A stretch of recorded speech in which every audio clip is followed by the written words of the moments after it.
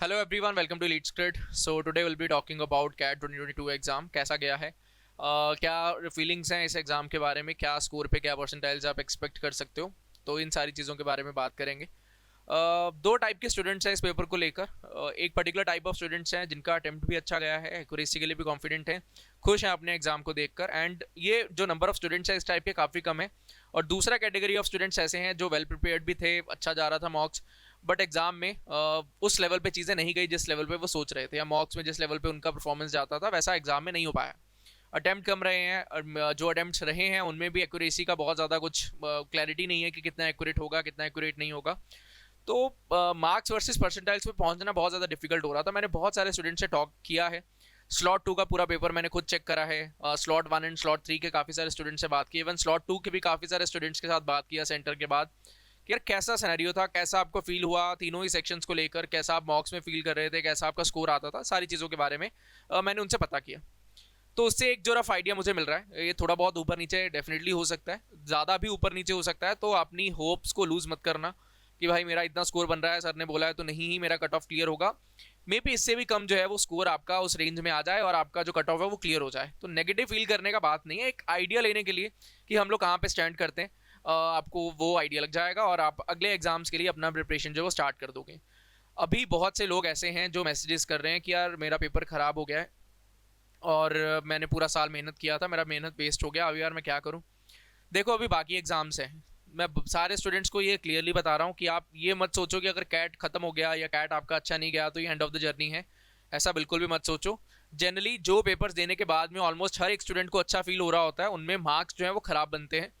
और जनरली जिन पेपर्स के अंदर स्टूडेंट्स को खराब फील हो रहा होता है पेपर के जस्ट बाद में, उनमें उनके मार्क्स अच्छे बनते हैं।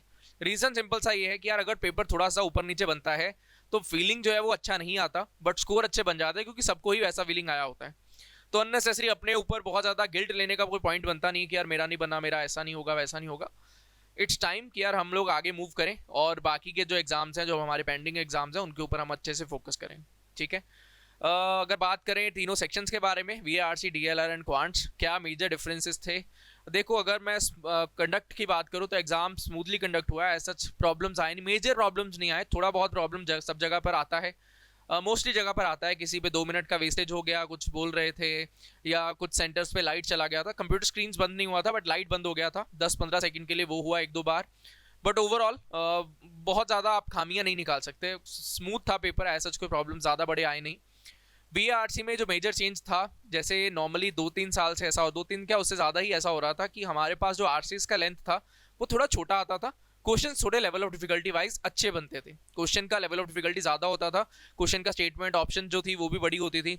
बट इस ईयर जो है वो थोड़ा सा चेंज आया। यहाँ पर जो पैटर्न पुराना था, जो आई एम बैंगलोर ने लास्ट टाइम जो पेपर सेट किया था 2016 में, तो भी ऐसा ही सिनेरियो था कि 6 to 7 पैसेजेस थे पर, अगर मैं 6 to 7 पैराग्राफ्स थे पर पैसेज की अगर मैं बात करूँ, उसमें भी ऐसा था कि अगर 4 आपको पैसेजेस आ रहे हैं तो 4 में से 2 ईजी टू रीड है। ईजी टू नहीं मतलब ऐसा नहीं कि बहुत ज़्यादा ईजी, बट हाँ as compare to other 2 RCs थोड़ा बेटर थे रीड करने में।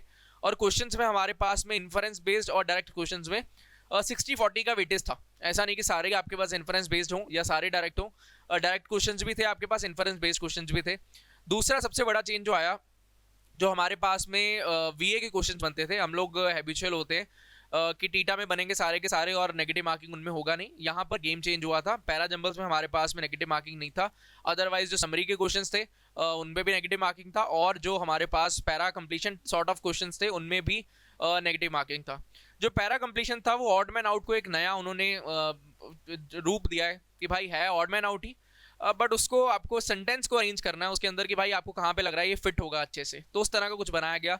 Level of difficulty wise it was completely manageable, ज़्यादा प्रॉब्लम स्टूडेंट्स को नहीं हुआ है बीए सेक्शन की अगर बात करें। हाँ इक्का दुक्का क्वेश्चन प्रॉब्लमेटिक हुए होंगे, लैंग्वेज रीड करने में, अंडरस्टैंडिंग में ऑप्शंस क्लोज लगे, but overall VA was comparatively easy as compare to RC section. RC में लेंथ बड़ी होने की वजह से पेपर लेंदी हो गया था कि आप 4 के 4 अगर आरसीज सोच रहे हो तो आप नहीं क्रैक कर पाओगे। 2 से 3 आरसीज एज सच डुएबल थे अगर आपका अच्छा खासा प्रैक्टिस है तो। उसमें भी अगर थोड़ा बहुत अगर आपका एक्यूरेसी बिगड़ेगा भी, बट अगर आपका अटेम्प्ट संभला हुआ है तो you should be able to score, as such problems होने नहीं चाहिए थे। ठीक। Now if we talk about the DLR section, सबसे बड़ा चेंज हमारे पास में, हम लोग प्रैक्टिस कर रहे थे 6-4-4-6 ये वाले। हम लोग सोचते थे कि यार 4 वाले पजल जो हैं that will be comparatively easy, तो हम लोग पहले उन पे टारगेट करेंगे, 8 क्वेश्चन हमारे वहाँ पे बनेंगे, हमारा कट ऑफ निकलेगा एंड हमारा काम बन जाएगा। बट यहाँ पे पूरा गेम चेंज हो गया। आई डोंट थिंक किसी भी मॉक में आपको 5 के 4 आपको आए हों, पजल्स आए हों। हमने क्लास में ज़रूर डिस्कशन किया था कि IIM बेंगलोर जो है वो पेपर बना रहा है, तो there can be change as well, कुछ गड़बड़ किया जा सकता है उनके एंड से, कुछ आपको छेड़छाड़ कर सकते हैं। तो 5 वाले पजल के बारे में बात हुआ कि यार हो सकता है ऐसा हो जाए, और वो हो गया। एक्सपेक्ट नहीं था, जस्ट कि हम लोग बात कर रहे थे तो हमने बात किया कि यार 5 वाले भी आ सकते हैं। अब पहले से माइंड में ये मत लग के चलो कि मैं 6-4 पे ही स्ट्रिक करूंगा। There can be change as well, and वो इवेंचुअली चेंज हुआ। हम लोग बात कर रहे थे set theory should be the most important topic for this year's CAT, and set theory reflect हुआ, स्लॉट्स में आया है, स्टूडेंट्स ने अटेम्प्ट भी करा। ऑल्दो बहुत ज़्यादा इजी नहीं था, स्पेशली अगर मैं स्लॉट 2 सेट थ्योरी क्वेश्चन की बात करूँ। डायरेक्ट क्वेश्चन नहीं था, आपको एफर्ट मारना पड़ेगा। You should have the complete knowledge about set theory section, otherwise आप नहीं कर पाओगे या फिर आप बुरी तरह से फंस जाओगे और एक्यूरेसी आपको ना मिले। तो देयर वर चांसेस, ऐसा नहीं है कि स्ट्रेट फॉरवर्ड आपको DLR में एक भी सेट मिलाओ। Yes, there were some easy to moderate sets as well, but उनको ढूंढना एंड एग्जाम कंडीशन में सॉल्व करना, दैट वाज इक्वली डिफिकल्ट, उतना ईजी नहीं था। तो अगर आप बहुत ज़्यादा अटेम्प्ट्स नहीं बढ़ा पाए हो, दैट इज़ कम्प्लीटली फाइन। जो कट ऑफ्स है उनमें भी ऑब्वियसली डिफरेंस आएगा। देखो अर्लियर 4-4 वाले 2 पजल्स करने से 8 क्वेश्चंस बन जाते थे, जिससे आपका 24 मार्क्स होता था, और थोड़ा सा आपका जो कट ऑफ है वो बढ़ता था। बट अभी 5 वाले होने की वजह से डिफरेंस ये आ गया कि 4 वाले सेट जो होते थे that was comparatively easier than that of 6 वाले सेट्स। बट अभी 5 होने की वजह से आपको चारों के चारों सेट्स देखने होंगे, चारों के चारों सेट्स को जज करना होगा। तो 2 पजल्स उनमें से ढूंढ कर निकालना सबके लिए उतना ईजी नहीं था।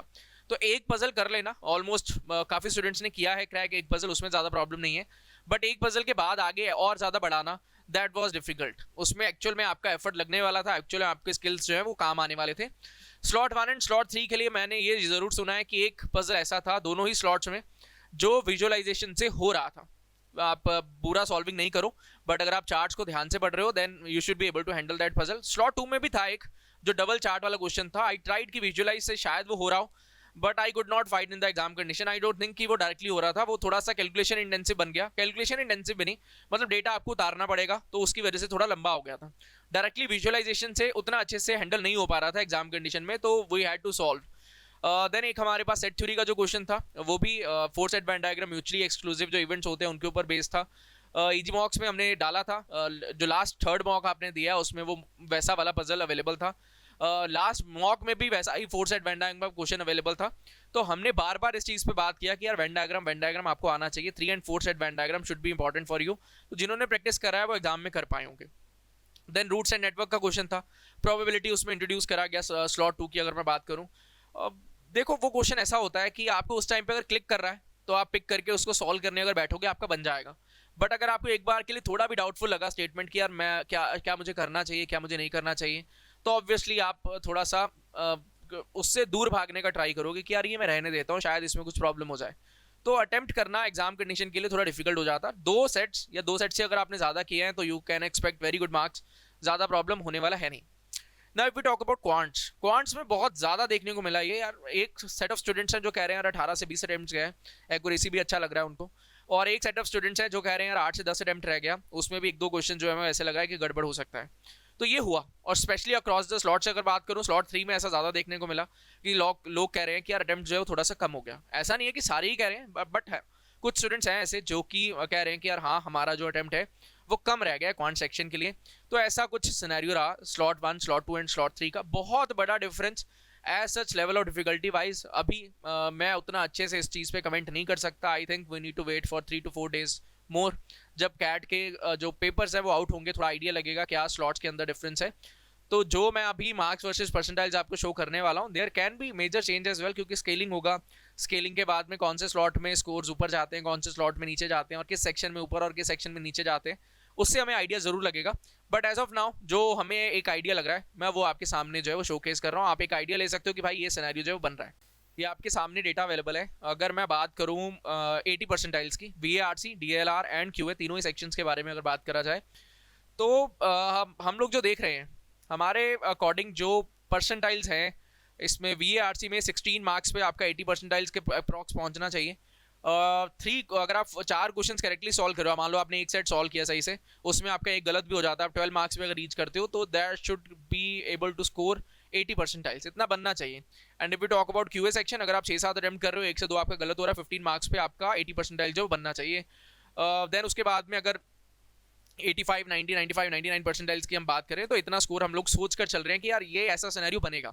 अगर आप 4 करेक्ट कर रहे हो डीएलआर में, that should fetch you 80 percentiles. अगर आप 5 करेक्ट कर रहे हो, पूरा का पूरा पजल आपने सही करा तो 85 परसेंटाइल्स।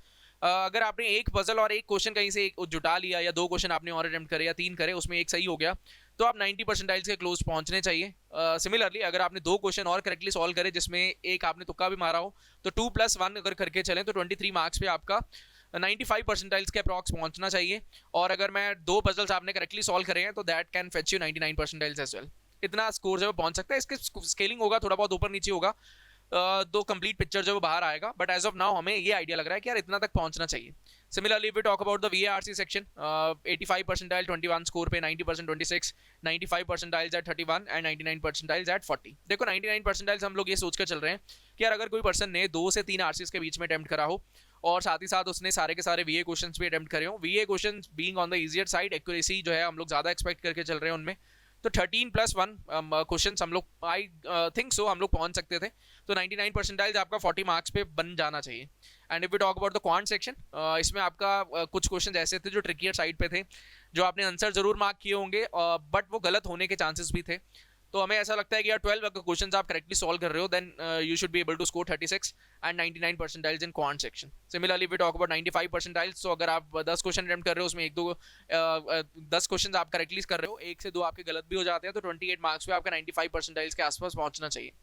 तो ये एक मोटा मोटी आइडिया है कि यार इस स्कोर पे आप इस परसेंटाइल्स। आई होप कि आपका कैट का एग्जाम अच्छा गया होगा, चाहे आप स्लॉट 1 में हो, चाहे स्लॉट 2 में हो, चाहे स्लॉट 3 में हो। तो तीनों ही अच्छे लेवल के पेपर बने थे। 100% not the easy level paper, but medium to little bit better paper than last year. 2021 से बेटर पेपर थे, स्पेशली सरप्राइज के टर्म पे, बिकॉज जब आपके पास LRDI में 4 और 6 के ऑप्शन होते हैं तो आपको आइडिया लगता है यार मैं इजी क्वेश्चन पिक कर लेता हूँ 4 में, बट यहाँ पर थोड़ा सा वो हट गया, तो चक्कर में 5 में वहाँ पे डिफिकल्टी थोड़ी सी आ गई।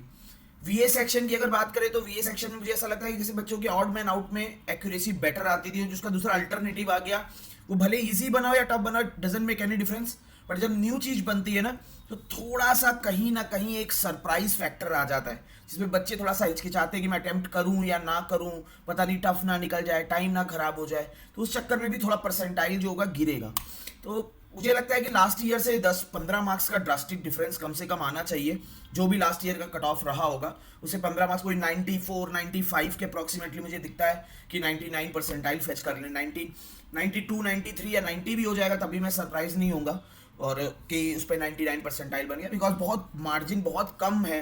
LRDI में भी अगर स्लॉट, स्पेशली स्लॉट 1 देखोगे तो उसमें क्वेश्चन अच्छा आया सेट का, तो उधर सेट निकालना डिफिकल्ट प्रोसेस था कि एक सेट गेम्स एंड टूर्नामेंट का बन जाए, उसके बाद सेट खोजना पड़ रहा था। थर्ड में एक सेट काफ़ी इजी आया, फिर 3 में मेहनत करनी थी काफ़ी, तो वो 6, 7, 8 क्वेश्चन जिसने किए होंगे, 2 सेट किसी ने कर लिए तो 2 सेट पे काफ़ी अच्छे परसेंटाइल बन जाएंगे। 1 सेट और 3 क्वेश्चन कर लिए, वहाँ भी अच्छे परसेंटाइल बनने की बन जाएगी। वो भी क्वांट में वही ओवरऑल 35, 36, 37 पे 99 परसेंटाइल बन जाना है, शायद कम पे भी, मे बी 12 क्वेश्चन पे भी 99 परसेंटाइल इस बार। 12 क्वेश्चन मतलब करेक्ट पे, 14-15 विथ हाई एक्यूरेसी, वही अप्रॉक्सीमेटली वही सिनारियो रहेगा। अगर तुम 80+ पे बैठे हो तो 80+ पे शायद डिसेंट परसेंटाइल बन जाए तुम्हारा। ठीक है, चलो इस चीज के लिए कुछ नहीं कर सकते। अब जो पेपर हो गया ना, तो उस पर अननेसेसरी अपना टाइम वेस्ट करो कि इतने पे इतने परसेंटाइल, इतने पे इतने परसेंट, वो एक बार देख जाओ, जिस चीज जिधर से भी तुम्हें देख लो, ईजी में अपडेट हो या कहीं भी अपडेट हो, वो एक बार गो थ्रू कर लो, जिससे एक बार आइडिया लग जाए। बट अब जो आगे के एग्जाम है, स्नैप, IFT, ZET, वो इक्वली इंपॉर्टेंट एग्जाम है।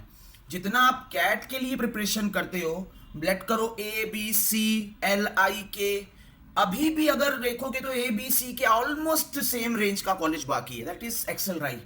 बहुत ही अच्छा कॉलेज है, बहुत ही अच्छा कॉलेज है, आपको भी पता ही है वो चीज। तो अगर आप कैट के लिए मेहनत कर सकते हो तो कोई रीजन नहीं है कि आप एक मंथ और ट्राई करोगे। अगर आप एक्सेलराई में कोई आपका फ्रेंड हो या कोई भी हो, तो जाके उससे पूछना कितना ऐसा बच्चा एक्सेलराई में समय पढ़ रहा होगा जिसका कैट में अच्छा स्कोर नहीं आया और वो एक्सेलराई में अच्छा आके अभी ज्वाइन किया होगा एक्सेलराई। मेरे कितना स्टूडेंट था इस बार, लास्ट ईयर भी और इस ईयर भी। आई एम श्योर कि कई जिन बच्चों के कैट नहीं गए होंगे वो एक्सेलराई में बैठे होंगे।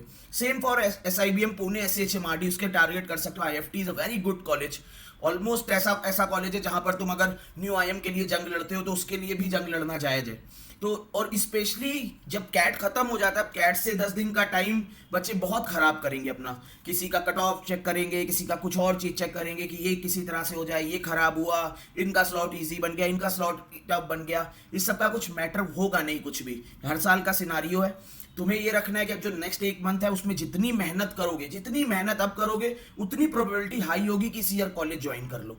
और ये ट्रस्ट करो कि जितना कैट निकालना में भी थोड़ा सा मुश्किल हो, आगे के एग्जाम निकालना उतना ज्यादा इजी है, क्योंकि बहुत ज्यादा जो कंपटीशन होता है घट जाता है, क्योंकि मैक्सिमम बच्चा इस समय क्विट कर देगा, मैक्सिमम बच्चा इस समय टाइम अपना वेस्ट करेगा। 10-5 दिन जब तक 10-15 दिन जब तक संभलेगा तब तक फिर से एग्जाम आ चुका होगा और फिर उसको पढ़ने का याद आएगा।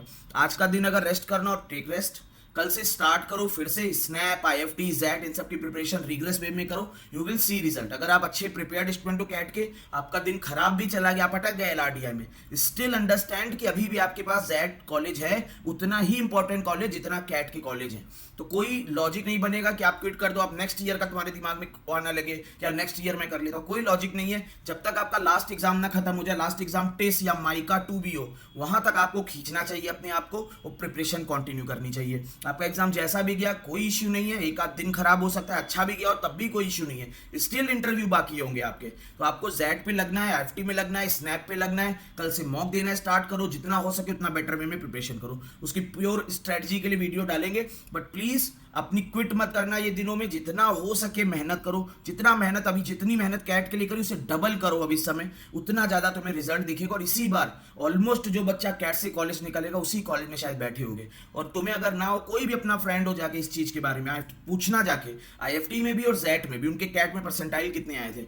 मैं गारंटी देता हूँ 70 to 80% बैच वहां पे ऐसा होगा जिनके 90 परसेंटाइल से भी, ऑलमोस्ट 90-95 परसेंटाइल से भी नीचे परसेंटाइल होंगे कैट में। वहां पे कम से कम इतना बच्चा सिर्फ एक्सेल राइट में वो ही पढ़ रहा होगा। तो तुम्हें थोड़ा सा अपना पेशेंस रखना है, एक मंथ और खींचना है खुद को, और एक मंथ और ज्यादा मेहनत करनी है। जहां जहां पैनिक की है उसको समझना है कि एग्जाम कंडीशन में जाके पैनिक नहीं करना है। ठीक है, ओवर करते हैं। Thanks and happy learning. मिलेंगे फिर वीडियो के साथ। Thanks and happy learning.